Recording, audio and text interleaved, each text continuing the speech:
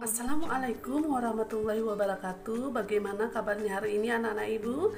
Sekarang kita lanjutkan materi pelajaran kita, yaitu mengenai teks cerita fantasi, khususnya KD 3.3, yaitu mengidentifikasi unsur-unsur teks cerita fantasi.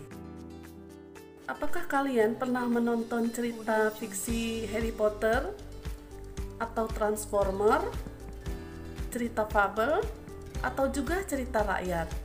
Nah, keempat cerita ini termasuk ke dalam jenis teks cerita fantasi.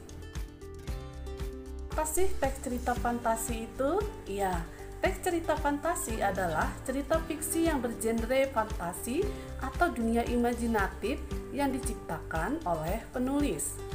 Ciri-cirinya yang pertama yaitu ada keajaiban atau keanehan dan kemisteriusan. Kedua, ide cerita sederhana. Ketiga, menggunakan berbagai latar, baik itu lintas waktu dan ruang. 4. Tokohnya unik, yaitu memiliki kesaktian. Yang kelima, bersifat fisik atau mengarah ke fiksi. 6. Bahasa atau penggunaan sinonim dengan emosi yang kuat. Nah, sekarang kita bahas jenis-jenis cerita fantasi.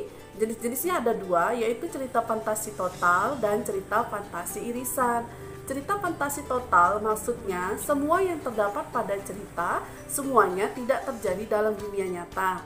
Nah, kalau cerita fantasi irisan, cerita fantasi yang mengungkapkan fantasi tetapi masih menggunakan nama-nama dalam kehidupan nyata, menggunakan nama-nama tempat yang ada dalam dunia nyata atau peristiwa pernah terjadi pada dunia nyata. Nah, kemudian yang kedua adalah cerita fantasi sejaman dan cerita fantasi lintas waktu. Cerita fantasi sejaman maksudnya latar yang digunakan satu masa atau fantasi masa kini saja, masa lampau saja, atau masa yang akan datang. Kemudian lintas waktu maksudnya adalah cerita fantasi menggunakan dua waktu latar yang berbeda. Misal masa kini dengan zaman prasejarah atau masa kini dengan 40 tahun yang mendatang. Setelah kita membahas mengenai jenis-jenis cerita fantasi, sekarang kita akan membahas unsur cerita fantasi atau cerita imajinasi. Unsurnya ada dua, yaitu unsur intrinsik dan unsur ekstrinsik. Unsur intrinsik itu yang pertama tema, kedua latar, ketiga sudut pandang, keempat amanat, kelima alur, 6 penokohan, 7 konflik. Nah, kemudian unsur ekstrinsik yaitu yang pertama bahasa, yang kedua latar belakang pengarang, dan yang ketiga nilai-nilai dalam kehidupan. Baiklah, sekarang kita bahas mengenai unsur intrinsik. Unsur intrinsik yang pertama adalah tema. Tema itu berarti inti atau dasar cerita. Yang kedua, latar atau setting. Latar atau setting ini dibagi 4, ada latar tempat, latar waktu, latar suasana, latar sosial atau kondisi sosial tokoh, baik itu kaya, miskin, terpandang, dan sebagainya. Kemudian yang ketiga ada konflik atau masalah. Konflik atau masalah ini terbagi dua. Yang pertama internal atau batin, yaitu tokoh dengan dirinya sendiri. Kemudian ada yang kedua, konflik eksternal atau fisik, yaitu konflik tokoh dengan tokoh lainnya. Kemudian ada yang keempat, yaitu alur atau jalan cerita, yaitu terbagi 3. Ada alur maju, urut atau masa kini, masa ke masa depan. Kemudian yang kedua, alur mundur, yaitu alur masa lalu. Kemudian yang ketiga ada alur campuran, yaitu lompat-lompat antara masa kini dan masa lalu. Yang kelima amanat. Amanat itu adalah pesan dalam cerita. Keenam ada penokohan. Penokohan itu berarti watak atau karakter-karakter dalam ceritanya. Kemudian ketujuh ada sudut pandang. Sudut pandang itu berarti cara pandang pengarang menyajikan cerita.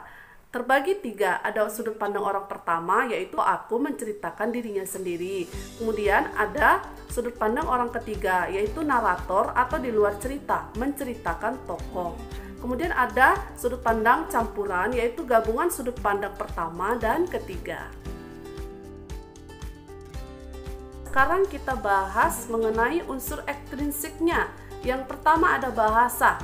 Bahasa yang bisa kita gunakan yaitu bahasa Indonesia, bahasa asing, bahasa daerah, bahasa percakapan maupun bahasa puitis.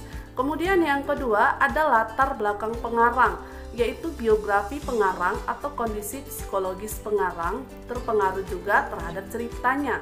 Kemudian ada nilai-nilai kehidupan dalam cerita, yaitu ada nilai religius, yaitu nilai tentang ketuhanan, nilai moral atau mengenai akhlak baik buruk seseorang, kemudian nilai-nilai sosial, yaitu hubungan bermasyarakat, ada nilai budaya, yaitu mengenai adat istiadat, dan nilai-nilai politik, yaitu tata pemerintahan.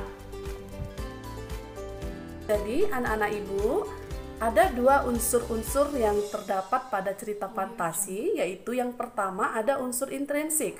Unsur intrinsik itu berarti unsur yang membangun cerita tersebut dari dalam. Kemudian ada unsur ekstrinsik, yaitu unsur yang membangun cerita itu dari luar. Oke, demikianlah pembelajaran kita kali ini mengenai teks cerita fantasi. Bagaimana, mudah bukan? Demikianlah pembelajaran kita hari ini mengenai teks cerita fantasi. Semoga apa yang Ibu jelaskan bisa bermanfaat bagi dirimu dan bisa kamu mengerti. Jangan lupa anak-anak Ibu tetap jaga kesehatan dan tetap semangat. Wassalamualaikum warahmatullahi wabarakatuh.